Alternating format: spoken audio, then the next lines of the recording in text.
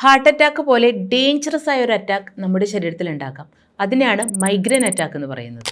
ശക്തമായ തലവേദന, ശബ്ദത്തോടും വെളിച്ചത്തോടുമുള്ള അസഹിഷ്ണുത, കാഴ്ച മങ്ങുക, ഡബിൾ വിഷൻ, ഛർദി എന്നിവ ഉണ്ടെങ്കിൽ നിങ്ങൾ അനുഭവിക്കുന്നത് ഒരു മൈഗ്രെയിൻ അറ്റാക്ക് ആയിരിക്കും.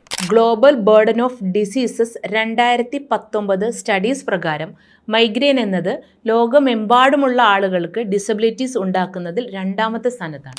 ഇതിലും ഗൗരവമായിട്ടുള്ള ഒരു കാര്യം മൈഗ്രെയിൻ സ്ട്രോക്ക് വരാനുള്ള ഒരു സാധ്യത വർദ്ധിപ്പിക്കുന്നു എന്നുള്ളതാണ്, പ്രത്യേകിച്ച് മൈഗ്രെയിൻ വിത്ത് ഓറയുള്ള ആളുകളിൽ. അതുകൊണ്ട് മൈഗ്രെയിൻ ലക്ഷണങ്ങൾ കണ്ടു തുടങ്ങുമ്പോഴേ അതിനെ വെറും ഒരു തലവേദനയായിട്ട് എടുക്കാതെ പെട്ടെന്ന് തന്നെ ട്രീറ്റ്മെൻറ്റ് എടുക്കുക തന്നെ വേണം.